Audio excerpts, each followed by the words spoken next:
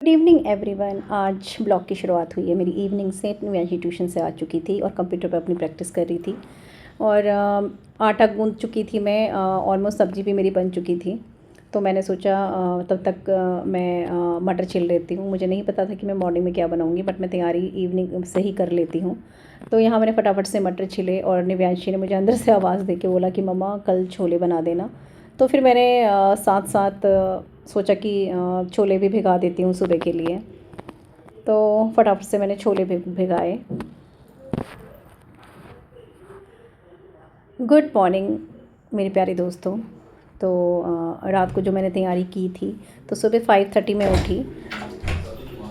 जल्दी भी इसलिए उठना पड़ गया था क्योंकि इसका आज कुकिंग का भी था, निव्यांशी का, जो कि स्कूल वाले पता नहीं क्या दे देते हैं छोटे बच्चों को, और साथ में एग्ज़ाम भी इसके स्टार्ट होने वाले हैं। तो थोड़ा टेंशन भी रहती है और मेरा यहाँ आज काम थोड़ा बढ़ गया था क्योंकि इसकी भी मुझे तैयारी करनी थी। तो फटाफट से मैंने इसके लिए मसाला, छोलों के लिए मसाला तैयार किया।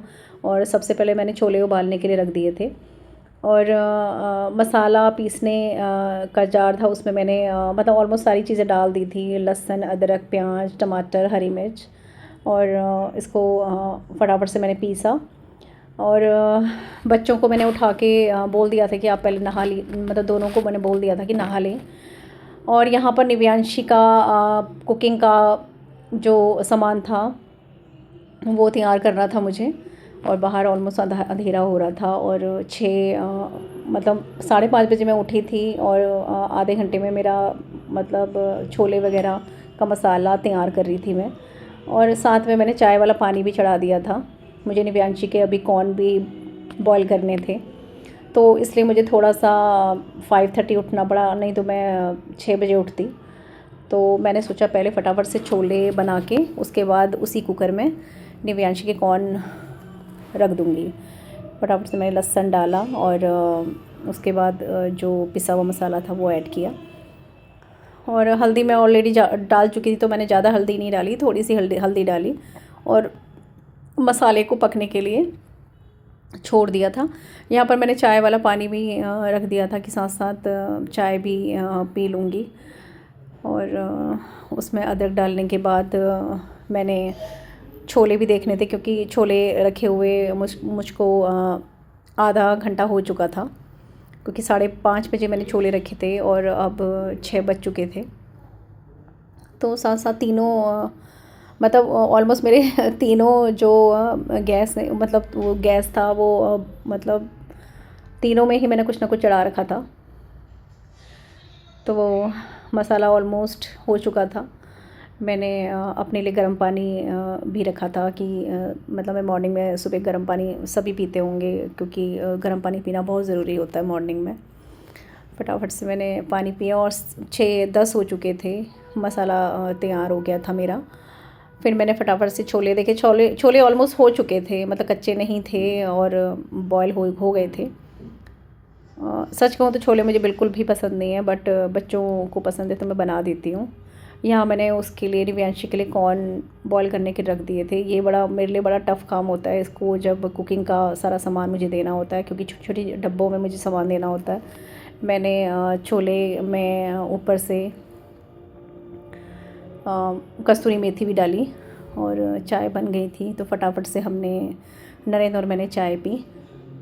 उसके बाद मैंने चाय पीने के बाद मैंने फटाफट से, बच्चे तैयार हो चुके थे दोनों के दोनों, तो मैंने फटाफट पराठे भी बनाए फटाफट से कि कहीं लेट ना हो जाए, क्योंकि उसके अलावा में मुझे अभी इसकी पूरी पैकिंग करनी थी निव्यांशी की। और इनके टिफ़िन पैक किए। और मेरा सुबह बहुत ज़्यादा काम बढ़ जाता है और स्कूल वालों को पता नहीं, समझ ही नहीं आता कि क्या क्या चीज़ें दे देते हैं छोटे छोटे बच्चों को। तो टिफ़िन वगैरह पैक करने के बाद रौनक यहाँ अपने शूज़ पॉलिश कर रहा था। मैं इसको बोलती हूँ वैसे नाइट में कर लिया कर, पर कभी कभी भूल जाता है। फिर यहाँ पर मैंने निव्यांश की फटाफट से चोटी बनाई, जो कि मैं हमेशा इसका जोड़ा बनाती हूँ और मैडम को शौक़ है कि भैया मुझे तो खोल के जाना है। तो लेकिन मैं थोड़ा गुस्सा करती हूँ कि नहीं, स्कूल में हम लोग भी ऐसे ही जाते थे, इससे आपके बाल भी लंबे होंगे और टूटेंगे भी नहीं। तो फटाफट से मैंने मैडम का जूड़ा तैयार किया और ये मुझे बता रही थी कि जो भी इसको आज फूड बनाना है उसको कैसे एक्सप्लेन करेगी। इसको हमने रात में बता दिया था। तो ये मुझे सुना रही थी। तो ये था इसका निव्यांशी का पूरा, मैंने पैक कर दिया था फूड का, जो भी आज को बनाना था। इसको एक्चुअली कॉर्न चाट बनाना था। तो यहाँ पर बच्चे स्कूल जाने के लिए रेडी थे और मेरे पैर वैर छूने के बाद निव्यांशी मतलब डेली मेरे पैर छू के जाती है और रोना मुझे नमस्ते करके जाता है। तो उसके पापा इनको छोड़ने जा रहे थे स्कूल। स्कूल एक्चुअली इनका पास में ही, आपने देखा भी होगा कि ये जब मैं पैदल जाती हूँ मतलब मुश्किल से 5 या 7 मिनट का वॉकिंग डिस्टेंस है। तो मैगी मैडम के लिए आज यहाँ धूप बिल्कुल भी नहीं थी, तो वो अंदर ही बैठी हुई थी।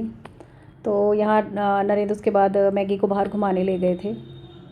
तो यहाँ मैंने मशीन में कपड़े भी डाल दिए थे। और आई होप कि आपको आज मेरा छोटा सा मिनी ब्लॉग पसंद आया होगा। अगर पसंद आया तो प्लीज़ लाइक कीजिएगा। तब तक के लिए बाय बाय।